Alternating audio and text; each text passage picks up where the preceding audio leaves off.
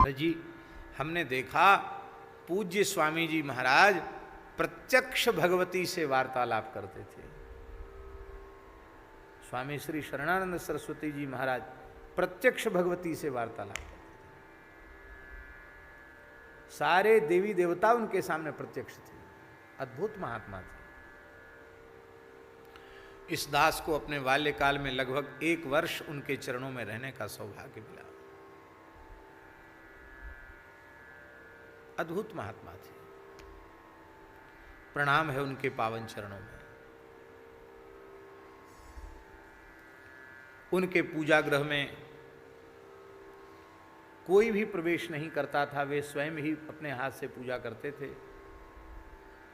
और उसमें एक भगवती अष्टभुजा भगवती सिंहवाहिनी विराजमान थी और 12 शालिग्राम जी, 12 शिवलिंग, ये सब उनकी पूजा में थे। और वो अपने ढंग से कक्ष से बाहर आते थे।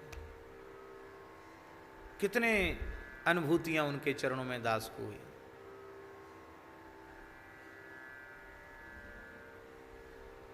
एक बार तो उन्होंने ऐसी कृपा की, वे उनका आदेश था कि तुम ठीक 5 बजे मेरे कक्ष में आ जाया करो, मेरे निवास में आ जाया करो। तो मैं अकेले पूरे कमरे में अंधकार रहता था और हम 5 बजे उनके यहाँ पहुँच जाते थे।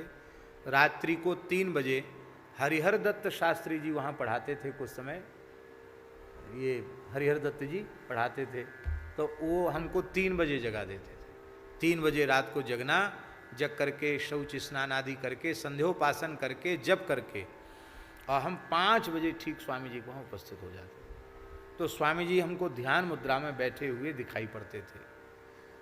वो रात्रि को 3 बजे ध्यान में बैठ जाते थे और फिर सवेरे 7 बजे तक ध्यान में बैठते थे। फिर पूजा गृह में प्रवेश करते थे।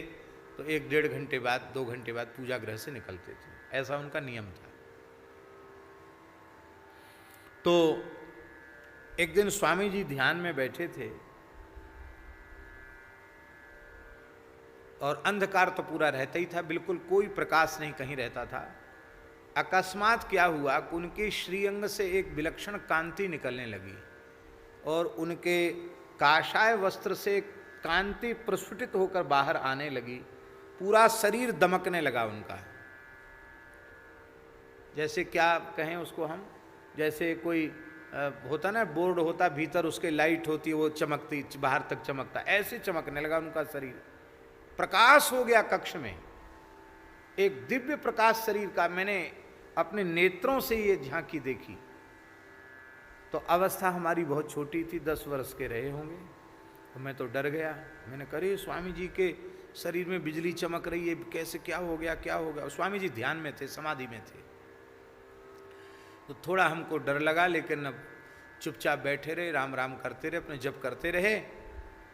इसके बाद स्वामी जी उठे और जब उनका समय पूरा हुआ तो वे उठे। उठते ही हम उनको पहले साष्टांग करते थे, फिर उठ जाते थे, तो फिर उनके निकट जाके साष्टांग करते थे। साष्टांग प्रणाम किया।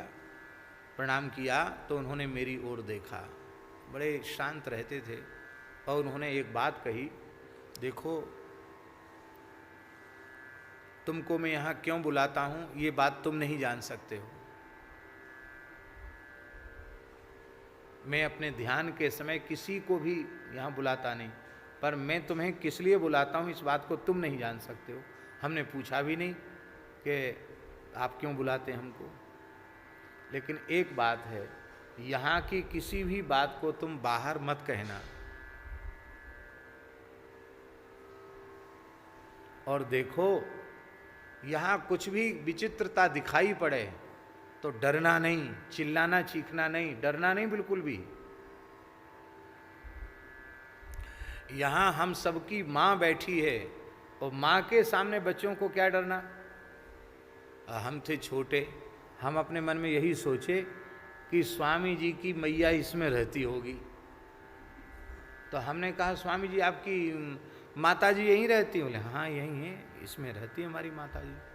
तो उनका पूजा गृह बंद ही रहता था हमेशा, दर्शन किसी के भी नहीं खुला रहता, बंद रहता था पूजा। आज स्वामी जी ने द्वार खोला और हमसे बोला कि चलो आज माँ के दरबार में तुमको ले चलते। एक आसन था उनका बिछा हुआ गोल, बोले इस पर बैठ जाओ, बोले कोई श्लोक सुनाओ।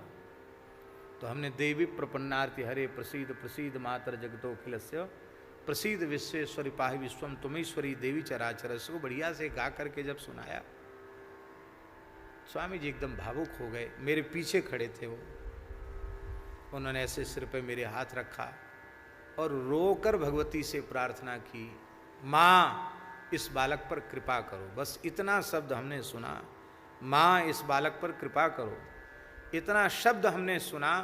और इसके बाद फिर हमें पता नहीं क्या हो गया, हम जैसे थे वैसे ही बैठे रह गए। अब उसको क्या कहें ये तो भगवान ही जाने, लेकिन मतलब जैसे एकदम शरीर पत्थर की मूर्ति के जैसे हो गया।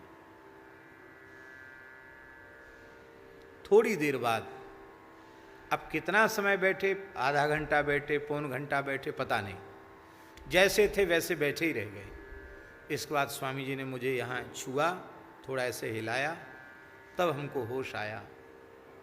फिर मैंने साष्टांग प्रणाम किया, बोले आज भगवती ने तुम्हें स्वीकार कर लिया है, तुम्हारे ऊपर कृपा हो चुकी है, अब बाहर चलो।